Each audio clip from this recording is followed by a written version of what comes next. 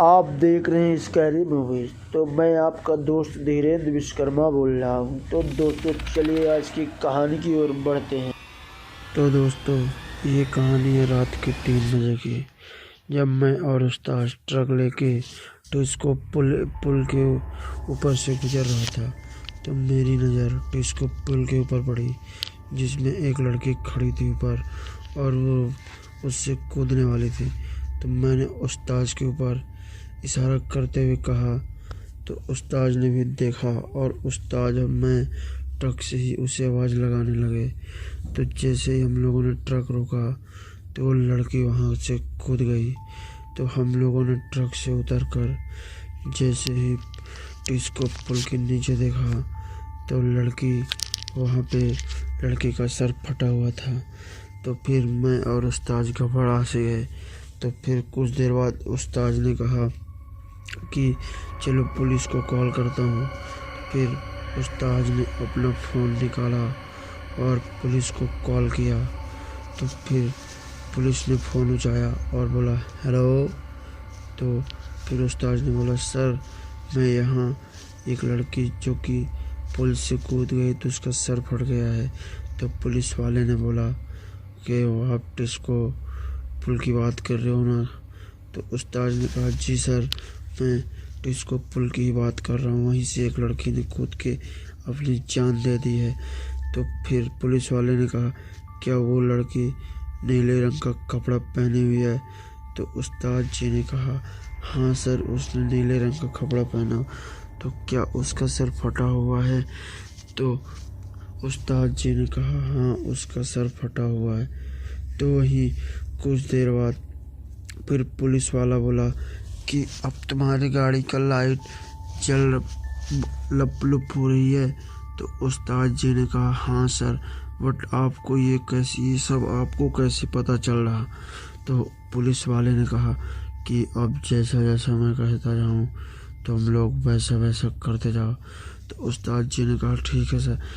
तो फिर पुलिस वाले ने कहा अब तुम लोग उधर पीछे साइड भागो, उधर एक पुराना ढाबा है और वहीं पे एक कुआं है, वहीं जाकर लुक जाना और तब तक छिपे रहना जब तक मैं अगला आदेश ना करूं किधर पे जाने का।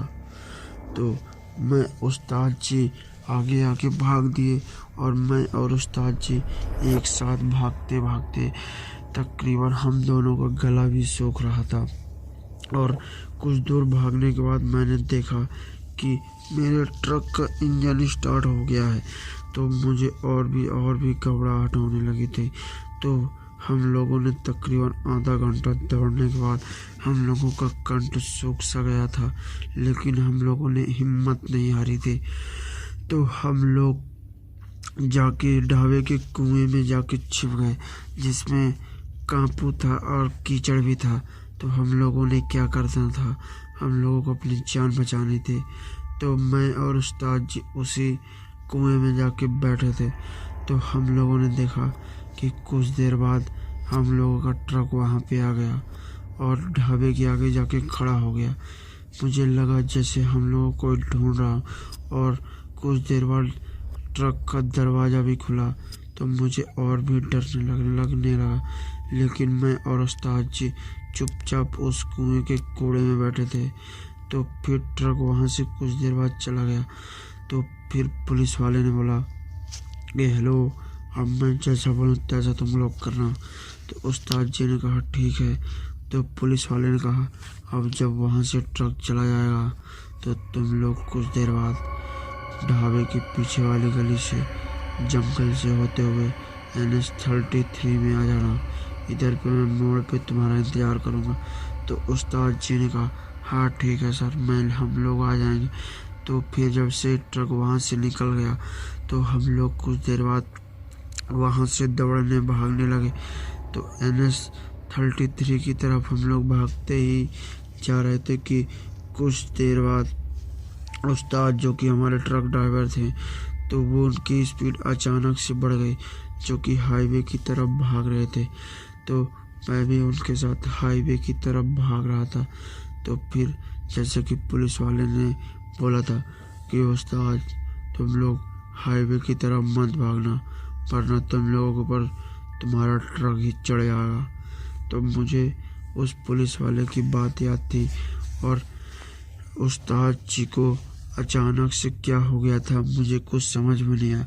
उस्ताद जी हाईवे की तरफ भागे ही जा रहे थे, तो मैं भी उस्ताद जी के साथ उनके पीछे पीछे भाग रहा था।